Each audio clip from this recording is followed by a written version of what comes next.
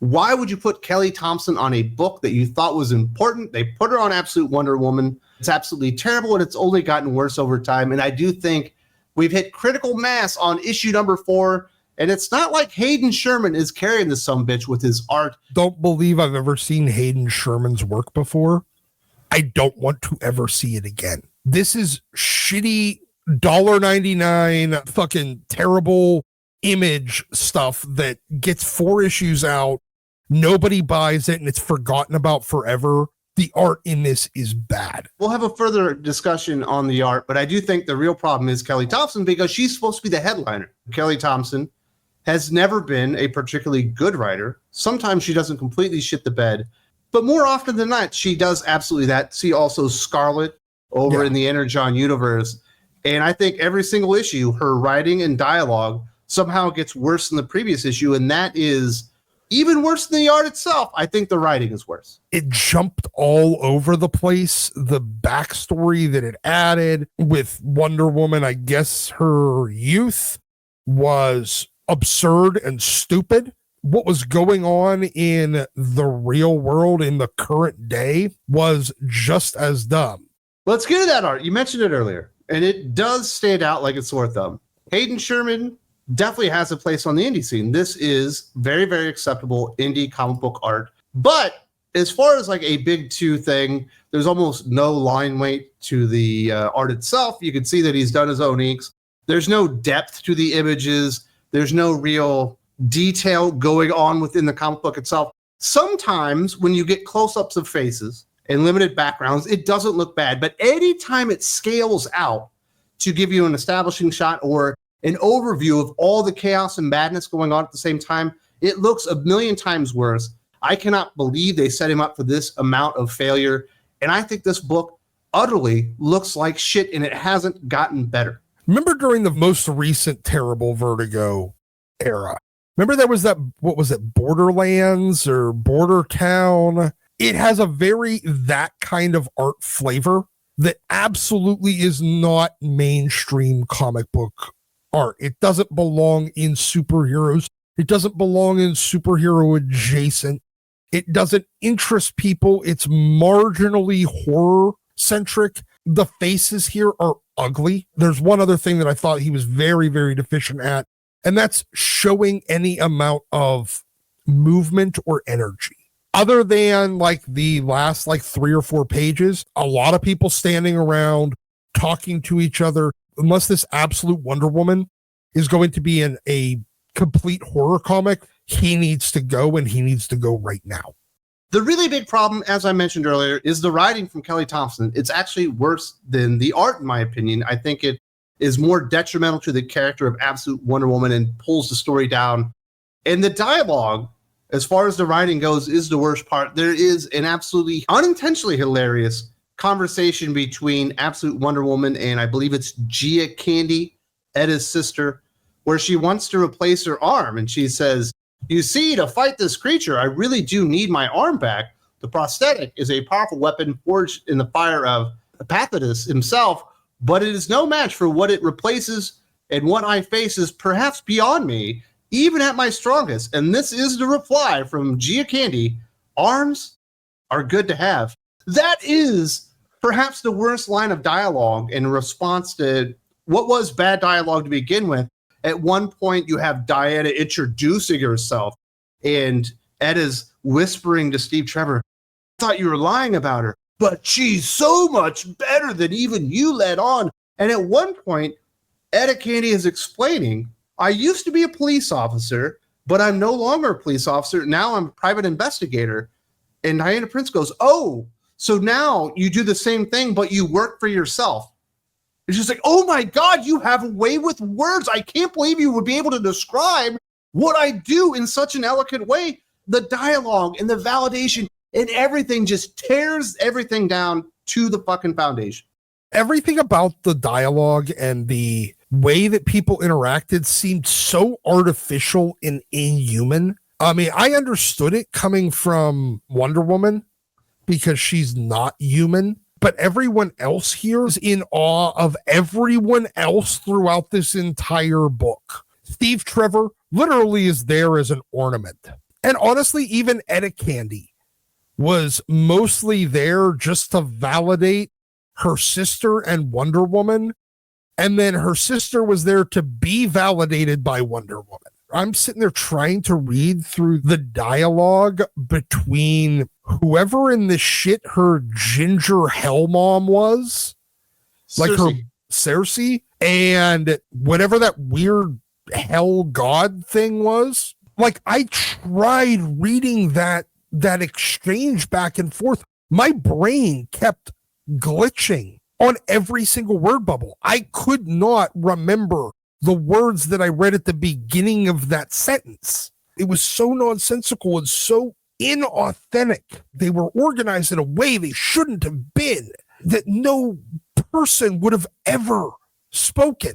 It made my brain refuse to process them and hold them even in my like extreme short-term memory so that I could remember what I read from sentence to sentence.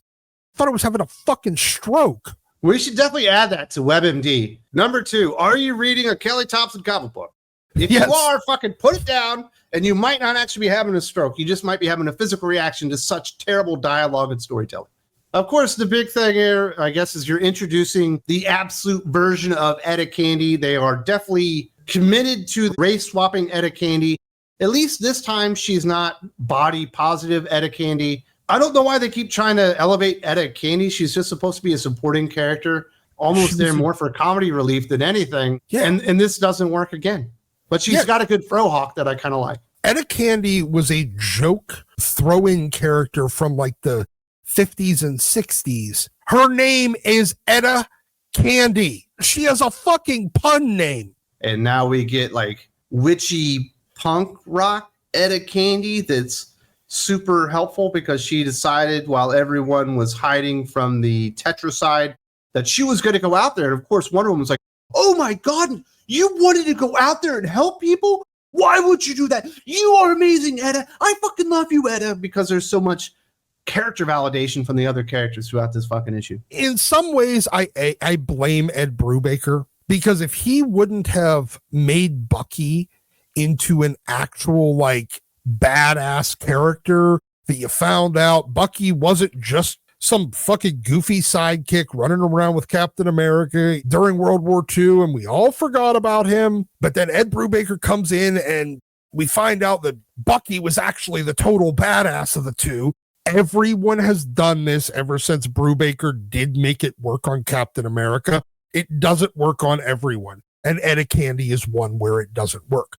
I don't care about her weird witchy sister that you're introducing for the first time. Nobody fucking cares. I bet half of this book, maybe over half of this book, is just dedicated to gobbledygook magic bullshit. They haven't established how magic works in this universe. They haven't established any rules or anything.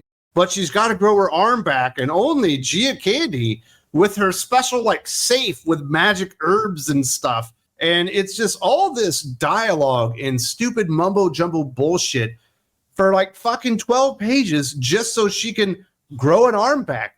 Why didn't you do that in 1 or 2 pages and actually make the comic book exciting? And this is going to make me sound bad, but fuck it, I'm going to say it anyway. Anytime a female comic book writer in the mainstream tries to write magic, they fucking make it lame. All they do is come up with every single weird herb that they remember from the fucking movie Hocus Pocus. And apparently she needed like 2 pints of blood from each person. Did she at least give them like some fucking juice and a cookie afterwards? Like, normally with magic, there is a price to pay for using it. None of that's set up here because I don't think that's part of the fucking rules. No, and normally you're not allowed to use magic for personal gain. And I'm pretty sure growing your fucking arm back is personal gain. So the vast majority of the comic book is dedicated to Wonder Woman growing her arm back because the Tetracide represents such an enormous threat that with her arm that looks like it was put together by Jawas in the fucking Star Wars universe off of spare parts from robots that didn't work anymore, or I guess droids that didn't work anymore in that universe, it looked like absolute shit. That's not strong enough for her to fight the Tetracide. She has to grow back the new arm with the fucking magic tattoos and all that stuff. And we get to the part where she fights him, and she didn't need that fucking arm. She just made the sword really big and chopped its head off. Yeah. They've been building up to this moment for 4 issues, talking about what an enormous threat this Tetracide was, how she likely was not strong enough to even be able to compete with it, let alone destroy it. She pulls her sword out of her magical fucking Dora the Explorer bag, swings it at this thing, and it's already really freaking large. Hits it, and it doesn't work. So she just keeps making the sword bigger until now, like, she is 1/10 of the length of the handle. Somehow she's still holding it and then just manages to cut it in half. What does that have to do with getting her arm back? Could she not increase this? Like, they needed to at least explain this. Like, I couldn't use the magic to grow my sword to the right size without my arm back. At least then that would have, like, it would have been lame, but it would have made sense. I think the sword magic was independent of the arm magic. I think she can just grow her sword to whatever side she needs. She didn't need the fucking arm.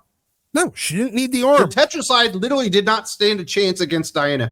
She did not struggle a fucking second when they competed. She just keeps swinging it, and if it doesn't cut it in half, she makes the sword bigger over and over. That is her masterful fucking plan here. Okay, fine, I guess. Not really that interesting, but sure. Why not? Finally, Doc popped his Absolute Wonder Woman cherry, and he's probably in here for the long haul, right? You're a Kelly Thompson guy. You're going to be reading. I've read issues. Catch up. I have read one thing in my entire reading life by Kelly Thompson that was even marginally serviceable, and that was Mr. and Mrs. X. Me personally, I think between the terrible art and the terrible writing, it doesn't quite get to the levels of last week's Tom King, Jenny Sparks book, which I do think is far worse than this. I will give this one a 3 out of 10, a 1.5 out of 5, an enormous failure in Absolute Wonder Woman. The first issue was kind of whatever. The second issue was much more suspect. I think the third issue is bad, and I think the fourth issue is worse. This is a series that gets worse and worse as Kelly Thompson is fleshing this thing out, and I think it is truly atrocious. This is at best 1 star, and I even have trouble giving it that much. The art is terrible.